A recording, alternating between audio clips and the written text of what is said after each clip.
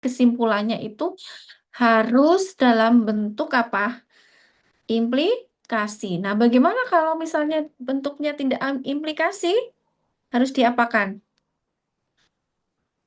Jadi diusahakan kesimpulan itu dalam bentuk implikasi. Jadi mungkin mereview sebentar ya. Jadi misalnya ya, buktikan keabsahan argumen gitu ya. Misalnya buktikan keabsahan argumen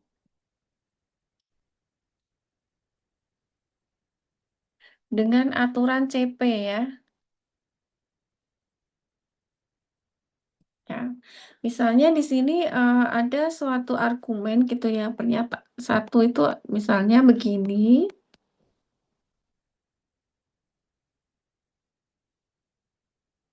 pernyataan kedua adalah negasi H atau B, maka D dan F gitu ya, kesimpulannya adalah G.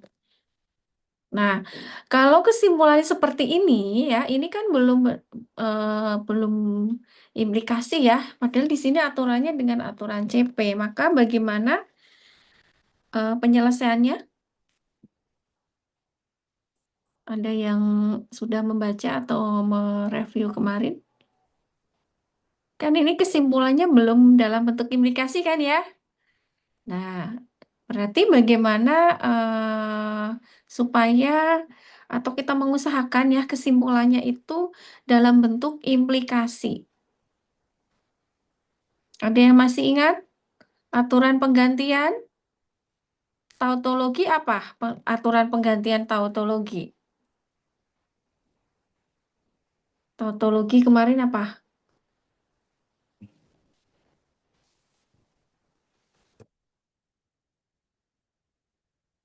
Apa yo? Salah satu menjawab. P atau P gitu kan ekuivalen dengan P misalnya atau P dan P ekuivalen dengan P gitu ya. Nah, di sini kalau tautologi berarti kalau G itu ekuivalen dengan apa? Kalau arahnya implikasi G atau G gitu kan ya. Nah, kemudian G atau G kalau diimplikasi menjadi apa? Ekuivalen dengan apa? Implikasi negasi G maka G. Benar nggak? Ya, negasi G maka G. Nah, ini kita bisa memakai ini ya. Aturan G maka G sehingga pernyataan yang ketiga itu bisa kita ambil bahwa antecedennya ya di sini adalah negasi G, gitu kan? Kemudian kesimpulannya itu adalah ini ya, G. Nah, di sini keterangannya apa? CP. Baru nanti selanjutnya kita selesaikan seperti biasa dengan aturan penggantian dan aturan apa itu penyimpulan. Kita pakai, kita teruskan gitu ya. Berarti misalnya coba saya dibantu apa pernyataan nomor 4. Misalnya apa ya? Ini G, D, F, kesimpulannya G. Berarti misalnya saya 4 itu adalah negasi G atau H, berarti apa keterangannya 3 diadisi gitu ya. Kemudian nomor 5 adalah D dan F ya. D dan F 2 dan 4 2 dan 4 kita MP gitu ya. Kemudian nomor 6 hmm, nomor 6 apa? Kita ambil D-nya ya. D berarti 5 itu kita simply. Kemudian eh, 7-nya adalah D atau E supaya mengarah ke G ya. D atau E berarti 6 kita adisi. Kemudian nomor 8 berarti kalau 1 dengan 7 kita MP menjadi apa? Kalau 1 dengan 7 kita MP menjadi F maka G. Ya kan? Terus apa lagi ya? 9 Berarti kalau kita ambil F-nya berarti 5 kita simply berarti ambil F ya. Kemudian nomor 10 adalah ketemu G. G-nya itu 8. 8 9 kita MP. Jadi sudah terbukti gitu. Ya, ini kalau misalnya diketahui bahwa kesimpulannya itu belum dalam bentuk implikasi, maka kita bisa ubah ya, ubah itu menjadi implikasi ya. Oke. Itu ya kalau aturan CP ya kemarin. Jadi kesimpulan argumen itu harus berbentuk implikasi. Kemudian antecedent itu berarti ini ya, itu menjadi premis yang baru. Dan yang kesimpulan konsekuen itu maksudnya yang ini ya. Ini yang depan tuh antecedent, yang ini konsekuen. Begitu ya, teman-teman ya. Oke, jelas ya. Itu untuk aturan CP. Mau ditulis atau sudah jelas? Mungkin ditulis dulu kali.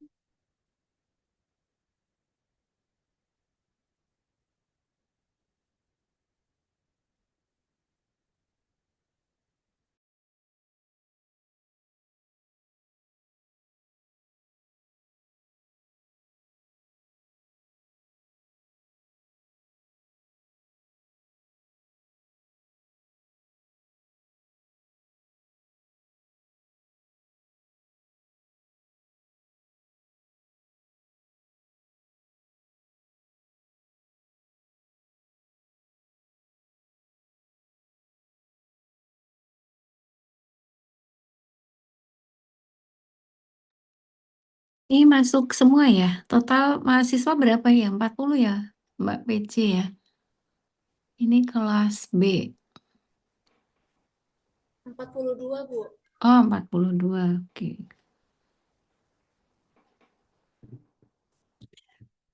Oke, sudah kita lanjut. Kalau sudah.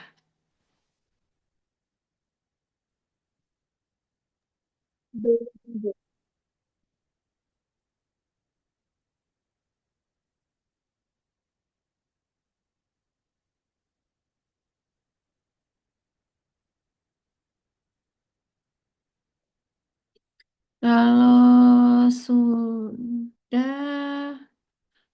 kita tutup, kita lanjutkan ke materi selanjutnya, yaitu aturan keabsahan argumen ya, untuk membuktikan keabsahan argumen dengan aturan bukti tidak langsung. Ya, bukti tidak langsung, aturan yang kelima di sini, bukti tidak langsung atau indirect proof, atau lebih kita biasanya mengatakan bahwa dengan aturan IP. Kalau tadi adalah CP, sekarang dengan aturan IP, gitu ya. Nah, di sini eh, aturan bukti tak langsung atau indirect proof itu digunakan terhadap argumen yang kesimpulannya bebas. Jadi bukan hanya sebagai berupa implikasi seperti aturan CP tadi. Kemudian aturannya di sini adalah premis baru atau asumsi dibuat dari negasi kesimpulannya. Ya, kita membuat premis baru, asumsi sebagai asumsi dibuat dari apa? Negasi dari kesimpulannya. Kemudian jika ditemukan adanya kontradiksi, maka asumsi tersebut adalah salah. Yang benar adalah kesimpulan semula. Jadi intinya di aturan CP di sini ya, aturan CP lagi, aturan IP ya, aturan IP. Oke, mungkin saya tulis aja kali ya ini. Oke, mungkin saya tulis aja dengan tulisan ya. Jadi aturan apa tadi? Aturan IP. IP ya. IP itu adalah indirect proof atau bukti, bukti tidak langsung. Aturannya apa di sini? Yang pertama adalah negasi dari kesimpulan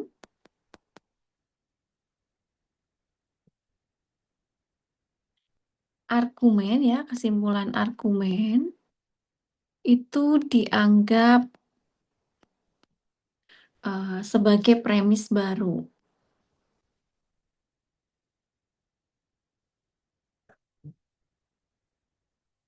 Oke. Kemudian harus didapatkan kontradiksi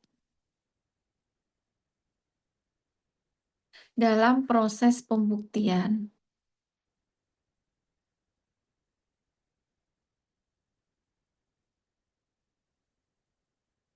Ya, jadi ini. Jadi nanti langkah pertama yang adalah kita membuat asumsi atau tambahan premis ya, yang merupakan apa? Yang merupakan negasi dari kesimpulan yang akan dibuktikan. Kemudian langkah selanjutnya adalah menggunakan aturan ya sama ya, penarikan kesimpulan, aturan penggantian agar asumsi tersebut mengarah pada suatu kontradiksi. Nah, dengan adanya kontradiksi itu berarti artinya asumsi yang dibuat itu bernilai salah. Dengan kata lain bahwa negasi dari kesimpulan itu salah, jadi kesimpulannya itu apa namanya benar gitu ya. Jadi contohnya adalah seperti ini. Contohnya adalah yang sederhana. Misalnya, buktikan keabsahan argumen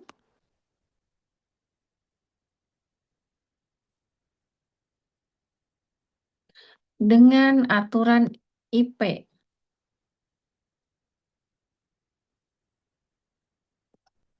Ya, misalnya ada premis yang pertama di sini adalah A atau B dan C. Yang premis kedua di sini adalah A maka C, maka kesimpulannya adalah C. Ya, jadi kita premis yang ketiga adalah negasi dari kesimpulannya. Oke ya, negasi dari kesimpulannya berarti negasi C. Ya, negasi C.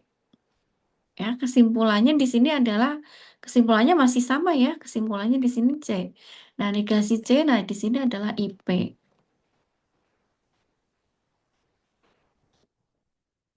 Oke. Nah, kemudian nomor 4, 5 itu dikerjakan seperti biasa gitu ya. Misalnya di sini negasi A. Gitu ya. Misalnya apa ya? Negasi A berarti 2, 3 kita MT. Kemudian nomor 5 adalah B dan C misalnya. Nah, di sini 1, 4 kita DS misalnya ya. Nomor 6 adalah C. C di sini adalah apa ya? 5 kita simply ya, bener nggak?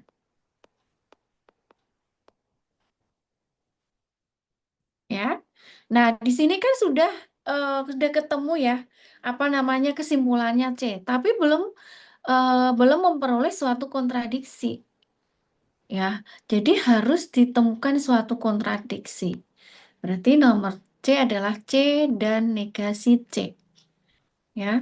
6 berapa sih?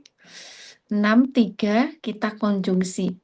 Nah, C dan C ini yang dinamakan dengan adalah kontradiksi.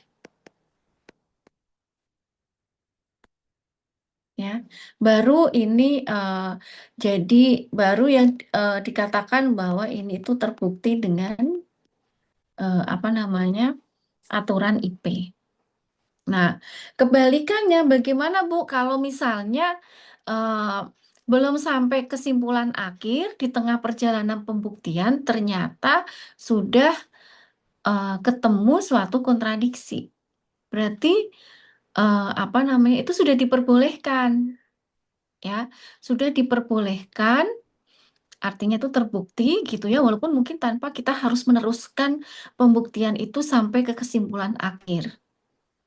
Tuh. Jadi tanpa ketemu kesimpulan ak- akhir, yang penting di sini adalah apa namanya bisa ditemukan adalah apa namanya tadi suatu kontradiksi. Itu ya, itu dengan aturan IP. Jadi aturan IP tadi apa? Ulangi bahwa negasi kesimpulan itu sebagai premis baru, ya, dan harus didapatkan adalah suatu kontradiksi dalam proses pembuktian. Oke, mungkin dicatat dulu atau mau langsung latihan soalnya.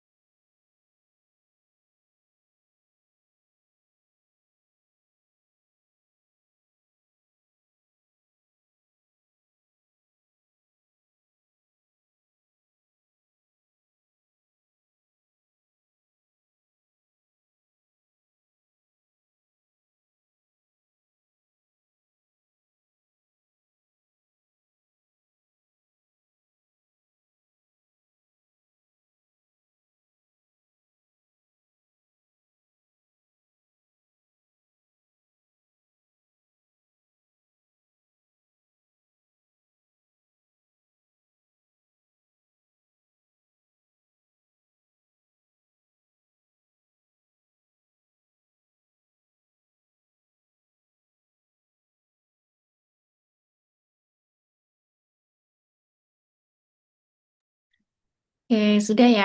Kita lanjutkan untuk untuk apa namanya latihan soalnya. Jadi kita sudah belajar mengenai aturan biasa ya, aturan biasa satu, kemudian adalah aturan IP, CP ya, aturan CP dan aturan IP. Jadi kalau misalnya di dalam suatu soal ya, suatu soal itu ada keterangannya ya, silakan buktikan keabsahan argumen berikut dengan aturan CP, IP. Kalau tidak ada keterangannya, artinya dikerjakan dengan menggunakan aturan biasa.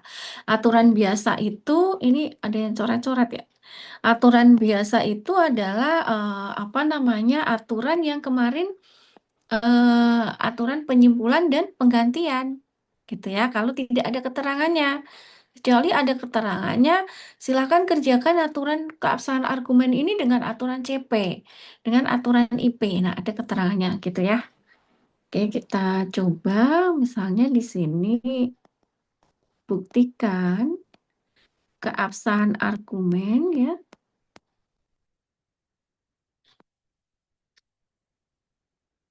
berikut dengan aturan IP. Ya, misalnya ini soal nomor satu ya. Salah. Tolong ditulis ya teman-teman ya supaya nanti langsung dihapus gitu. Ya, nomor satu adalah A, maka B dan C gitu ya. Kemudian premis kedua, B atau D, maka F. Premis ketiga, D, D atau A, maka kesimpulannya adalah F. Yaitu soal yang pertama. Kemudian soal yang kedua,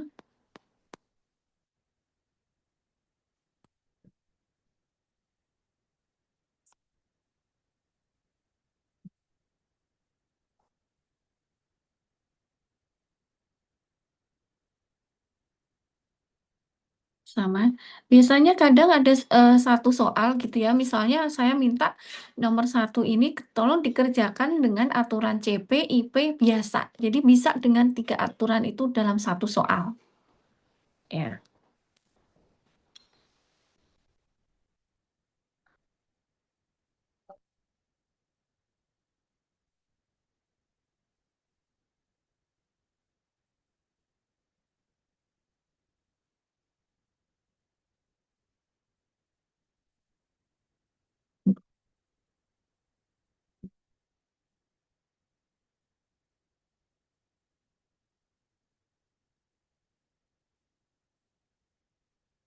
Ya, ini nomor dua.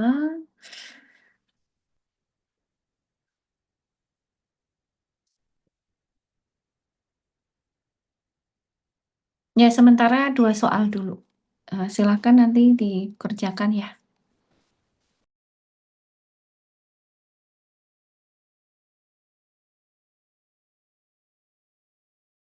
Mau coba nomor satu ya. Oke, saya tutup dulu ya ini saya ya.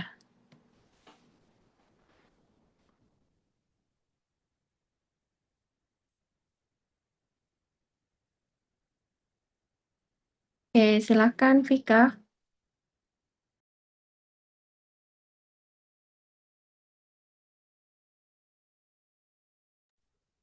Izin share screen ya, Bu.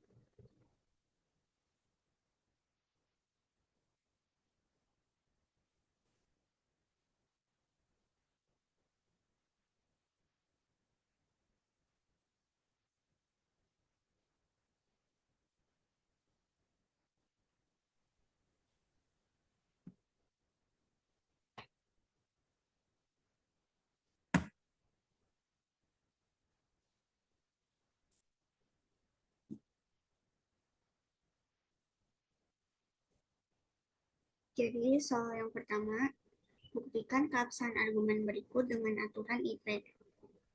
premis 1 A maka B dan C, B atau D maka F. Premis 3 D atau A, kesimpulannya F. Yang pertama,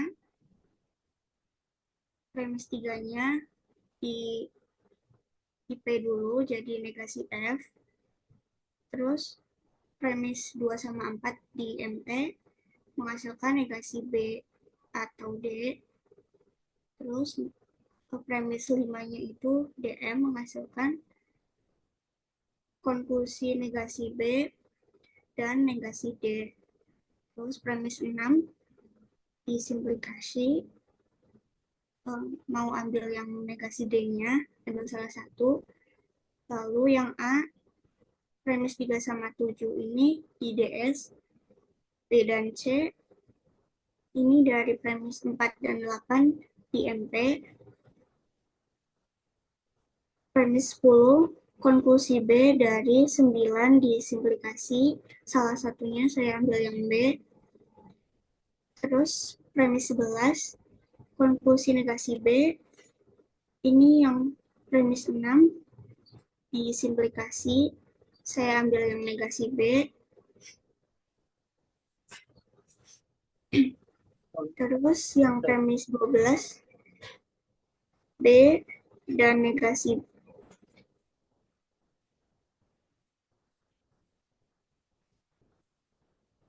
B dan negasi B 10 dan 11 dikonjungsi. Nah, ini kontradiksinya. Yang 13 konklusi B atau F 10 ini diadisi diadisi di addition ditambahkan F jadi B atau F. Terus yang 14 konklusi F dari 13 dan premis 11 di DS.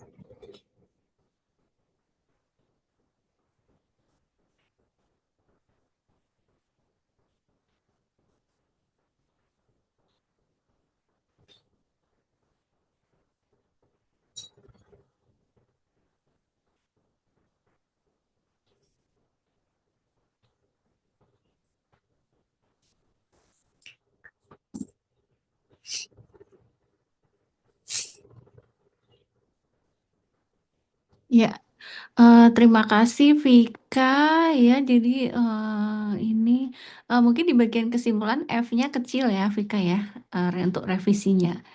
Apa namanya kesimpulannya yang atas itu ya hurufnya kan besar nanti dikecilin. Cuman yang lain sudah betul sepertinya ya. Jadi di situ sudah ditemukan suatu kontradiksi ya di langkah ke-12. Kemudian kalau mau dilanjutkan itu sampai langkah ke-14. Ya, cuman kalau misalnya langkah 12 tuh sudah selesai, misalnya dianggap tidak dilanjutkan sampai 14 ya nggak apa-apa gitu ya. Lebih apa namanya sudah dianggap betul ya, sudah dianggap betul karena di situ sudah apa itu namanya suatu kontradiksi. Oke, gitu ya. Untuk nomor satu, Jadi saya mau tanya, ya. Kenapa Rizka? itu yang premis ke-9 kan 4 dan 8 di MP. 4 itu kan negasi F ya. Dan 8 itu A. Itu kenapa Hmm, jadi bisa B dan C?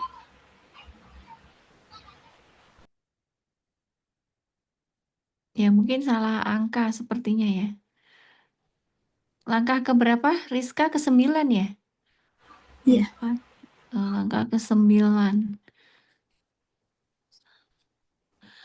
Ini satu, langkah ke-9.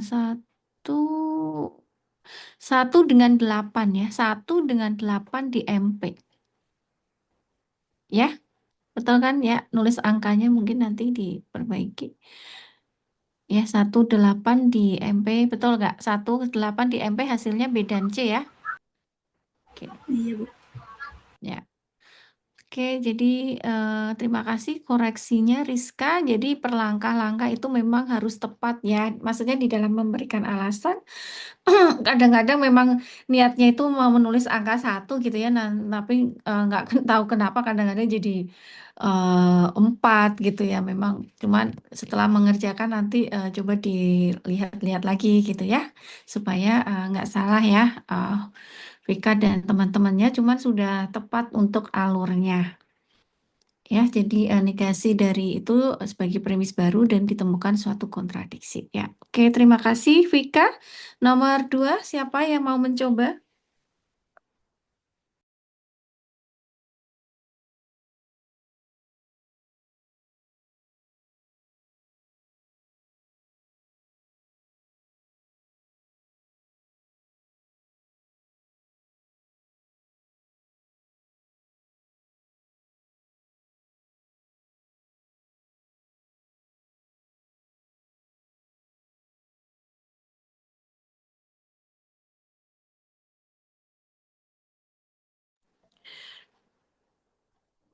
Ya, nomor dua sudah ada. Siapa yang ini silahkan ya. Itu siapa nih? Gambarnya Saka. Saka itu gambarnya keren banget ya. Itu fotonya siapa Saka? Film Bu Idolanya ini ya. film. Iya, idolanya ya.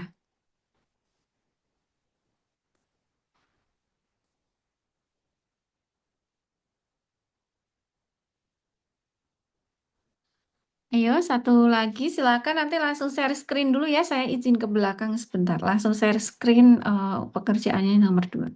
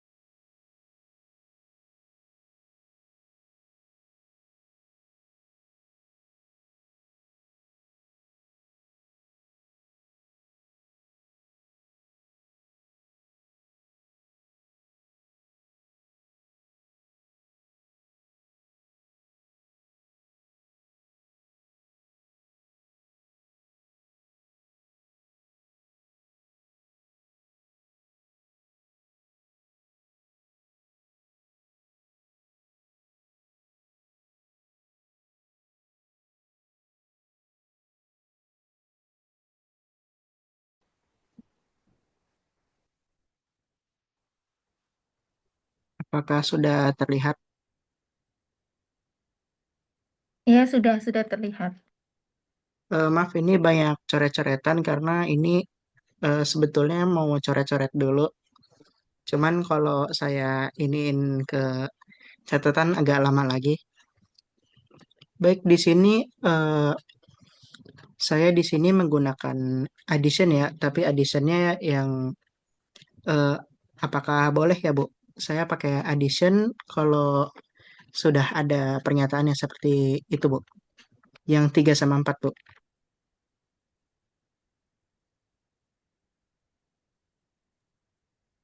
Ya.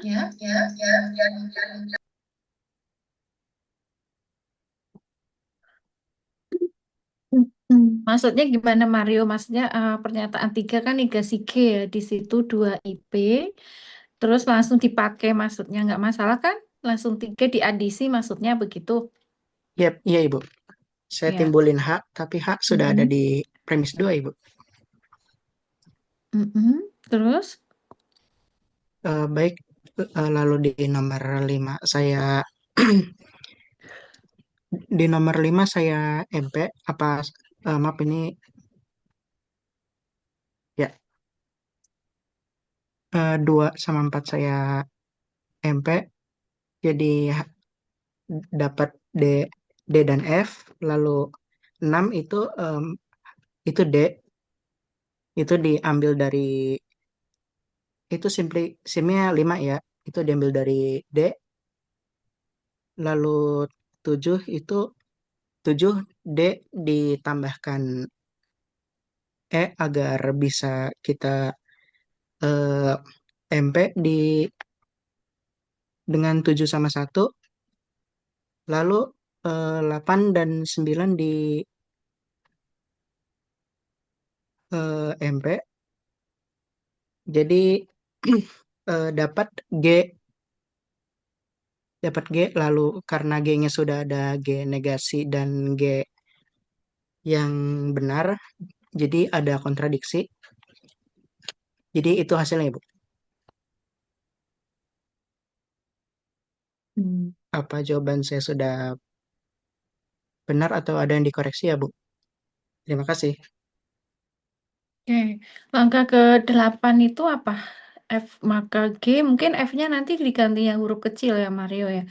17 ya, 17 di MP ya, bukan 71 di MP. Satu Oh iya, maaf Ibu. 7 di MP, kemudian langkah 9 itu 5 di Simply, diambil F-nya, kemudian 10, 8, 9 di MP, mendapatkan G, terus G dan negasi G. Berarti mana yang ditambahkan dengan itu eh, artinya kan dari konjungsi ya. G dan negasi G mana yang dikonjungsi? Berarti 10 dan 3 dikonjungsi gitu ya. Iya, Ibu. Iya.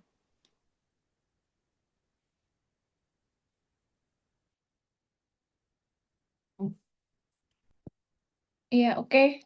Udah, cuman dirapikan kembali ya dan aturannya tadi 17 di MP ya. Baik, Ibu. Terima kasih. Dirapikan dan nomor-nomornya langkahnya juga. Oke, terima kasih Mario.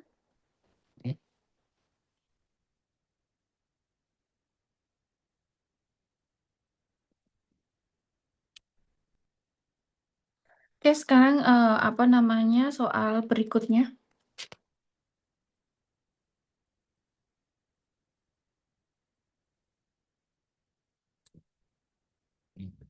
Ditulis soalnya dulu ya.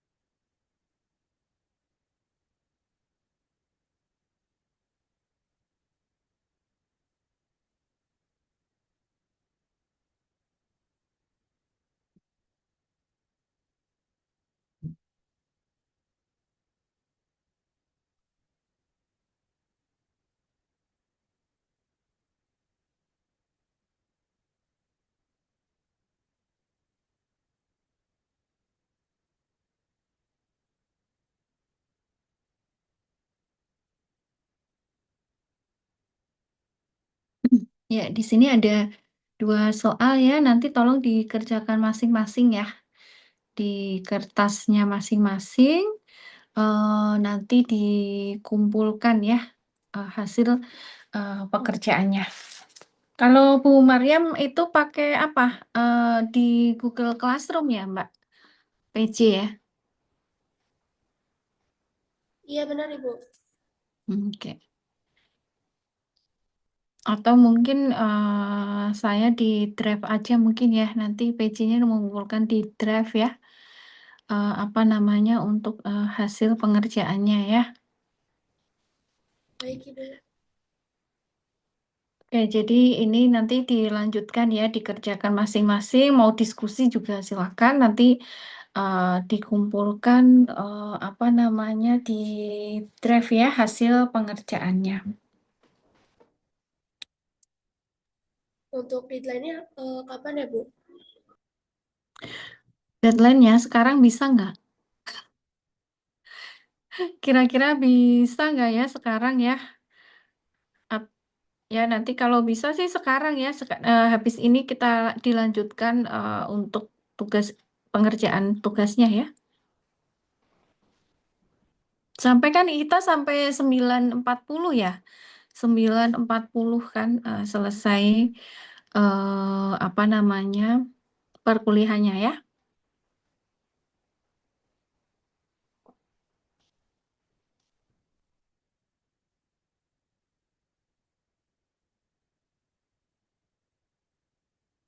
Kalau PPT-nya sudah dapat belum Mbak PC? Sudah di-upload sama Bu itu?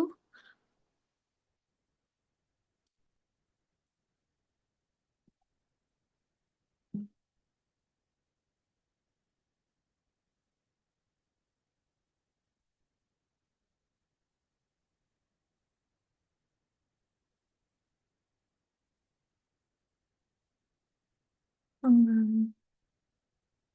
Ibu, maaf Ibu. Ya, Kami kan besok ada apa namanya Olimpisme.